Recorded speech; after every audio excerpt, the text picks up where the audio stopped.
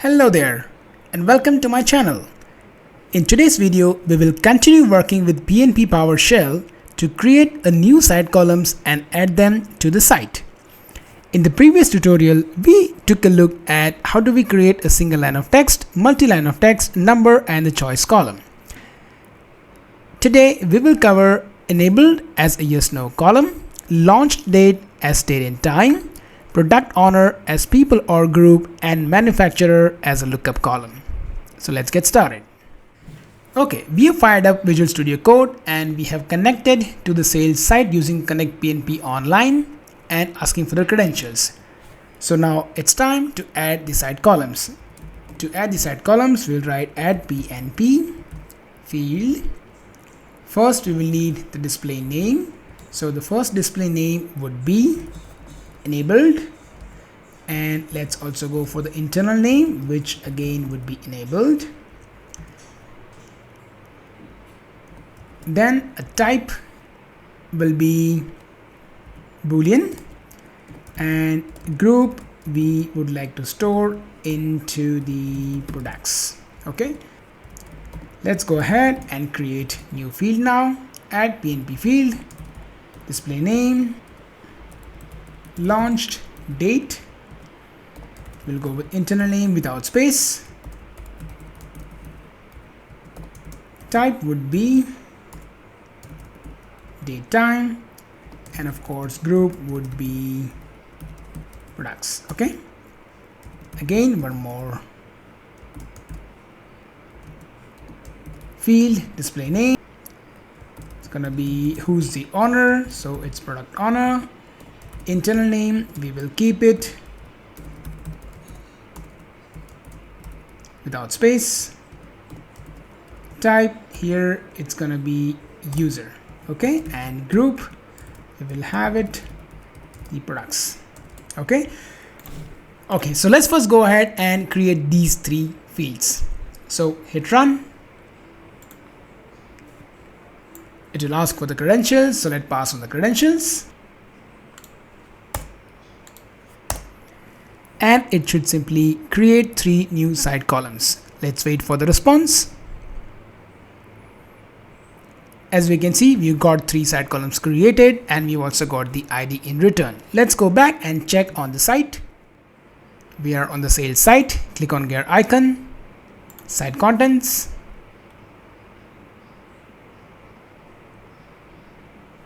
site settings. We'll go to site columns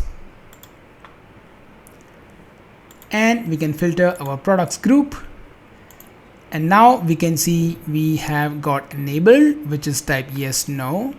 We have got launch date, which is of type date and time. We have got product owner as person or group. Okay, so now it's time to create a lookup field. Now a lookup field points to a field or a column in another list. So first we need to create the manufacturers list.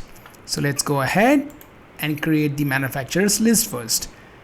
On the site content, click on new, click on list. We'll go with the blank list for now. We'll name the list as the manufacturers. Let us show it in the navigation. Let's go ahead and create.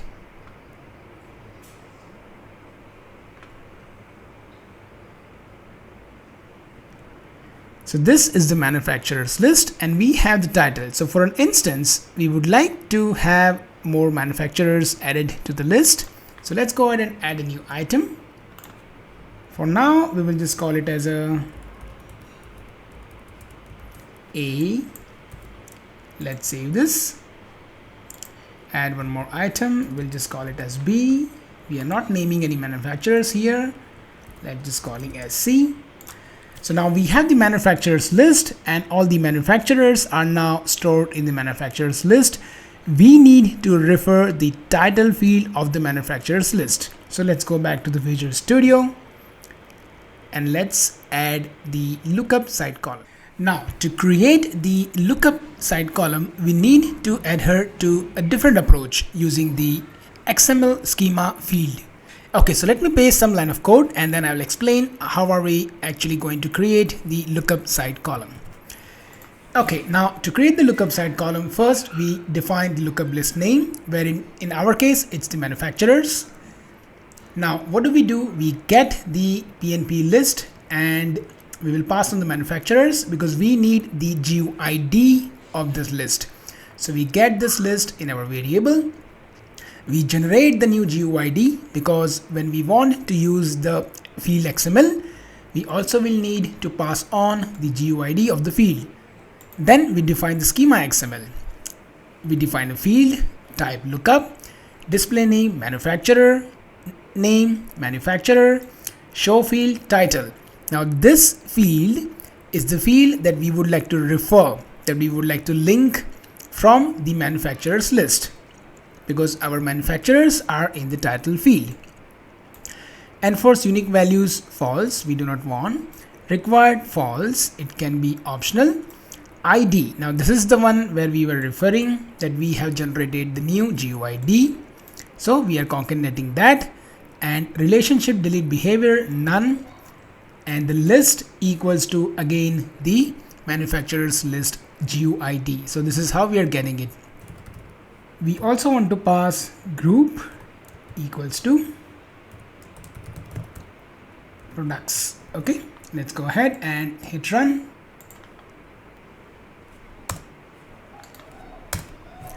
And that should create the lookup side column.